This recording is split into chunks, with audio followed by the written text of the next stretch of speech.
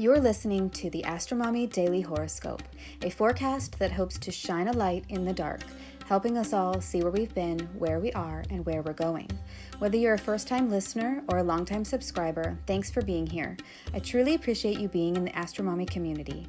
I hope you enjoyed today's horoscope and card reading. If you would like to support the AstroMommy Newsletter, there are several ways to do so. Subscribe on Substack, share it with a friend, schedule a reading, check out my family's Etsy shop, Metaphysical Flamingo, or just leave a tip. Without further ado, here is the Daily Horoscope.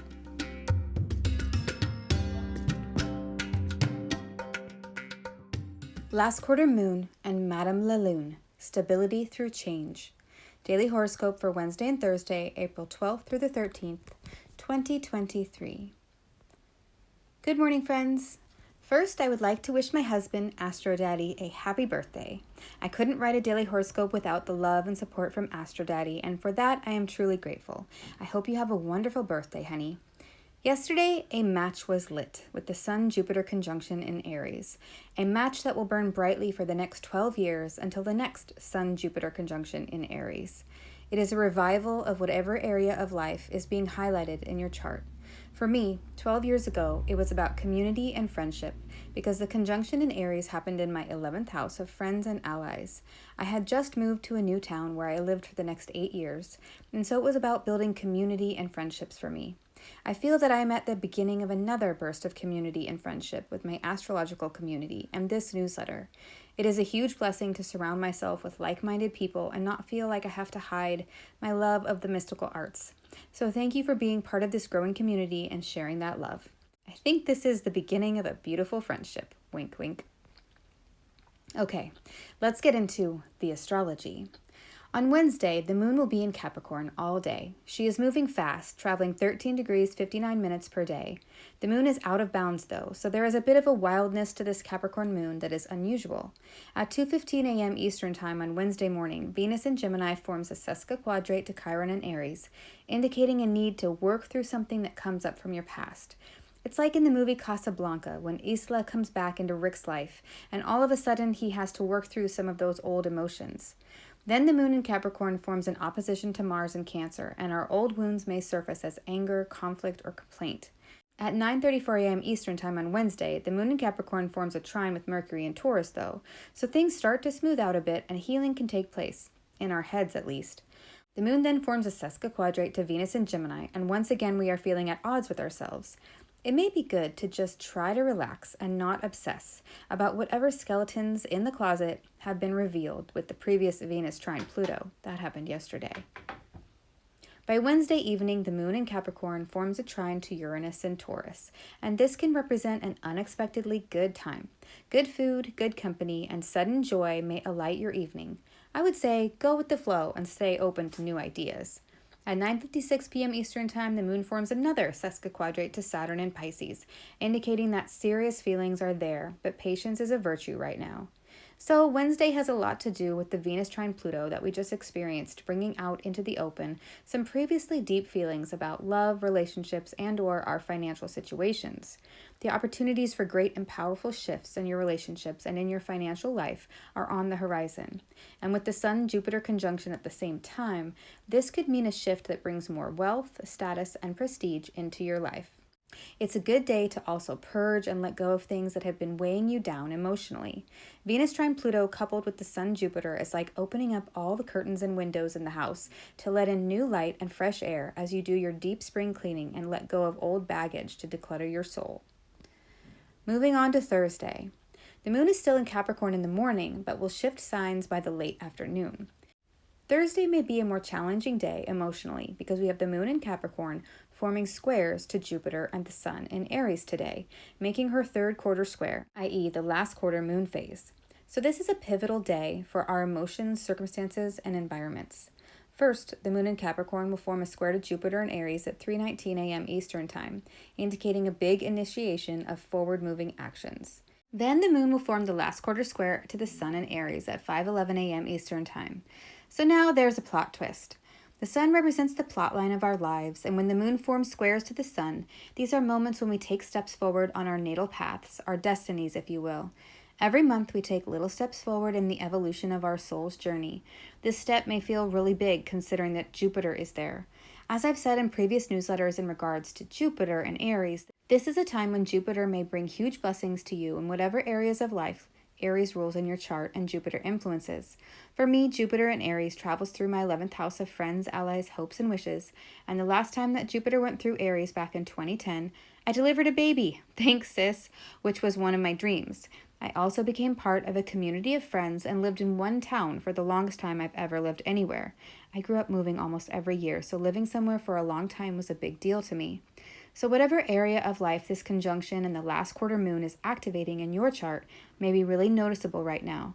And the hybrid solar eclipse that is coming up on April 19th, 2023, that will be at 29 degrees Aries 50 minutes, will also activate this area. Be ready for some major changes in your life to occur this year. Okay, after the moon makes her squares to Jupiter and the sun, she then forms a sextile to Neptune and Pisces, and this means whatever changes and shifts are taking place feel like they are divinely inspired. We can relax a bit and enjoy the rush of possibility, but this is a sextile, not a trine, and it is in earth and water signs, which means there's a mystical feeling or opportunity, but it requires action to be realized. And it's with Neptune and Pisces, so the what that could be realized is shrouded in fog and illusion. So it's not clear exactly what the opportunity or the message from spirit is. I would say just have fun enjoying art, nature, or something beautiful with this one and try not to figure it out, just enjoy it. At 4:41 p.m. Eastern Time, the moon moves into Aquarius, and this is when our heads can get lost in the clouds of thought. The Aquarian moon is easily detached from the waves of the emotion ocean and rides high in the sky above it all. And to top it off, as soon as the moon ingresses into Aquarius, she will immediately conjoin Pluto at 5:11 p.m. Eastern Time. So whatever skeletons Venus trine Pluto revealed that you've been happily clearing out of the closet of your soul, the Moon-Pluto conjunction will make you experience it even more. Maybe before it was just the tip of the iceberg, but now you are in the middle of the iceberg, and icy it is.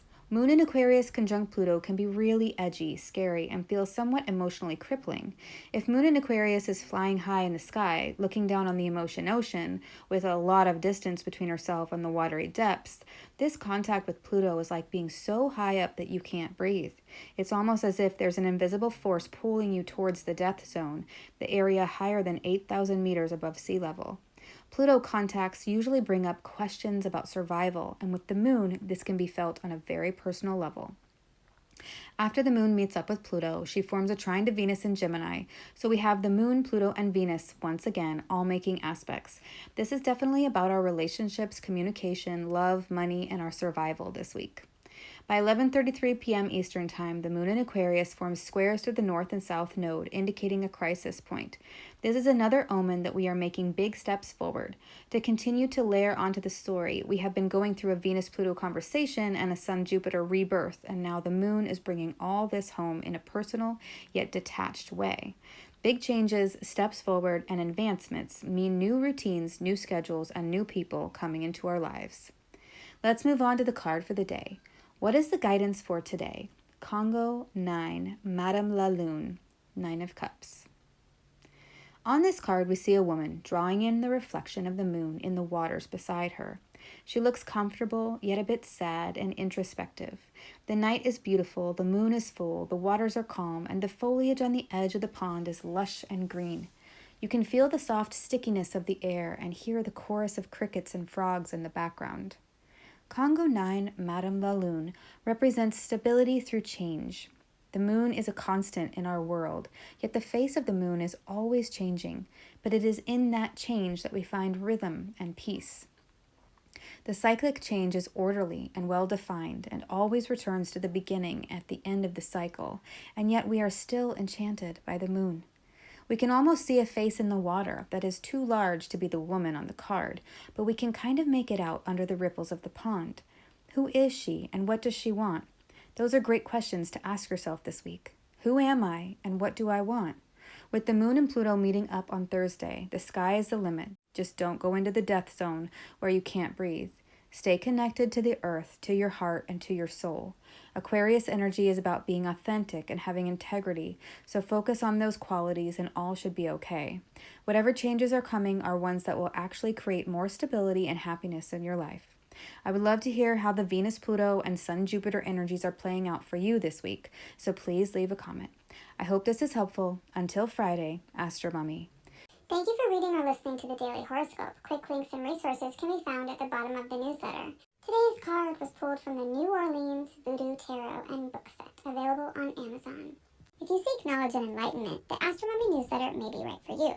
Side effects of reading or listening to the AstroMommy Newsletter are common and include joy, jubilation, delight, happiness, gratitude, love, triumph, feeling in tune with the universe, experiencing deep insights, reflections, and contemplations, a lightened soul, a lighter step, feeling awake when others are asleep, illuminated, enlightened, having spiritual experiences, noticing repeating numbers, animals in nature, or songs on the radio that speak to you, getting vibes, clairvoyance, clairaudience, and clairsmelliance, feeling like you know secret language, biophilia, crying tears of joy, emotional literacy, feeling lively, stable, exalted, having an auric glow, or feeling like you woke up on the right side of the bed have all been reported.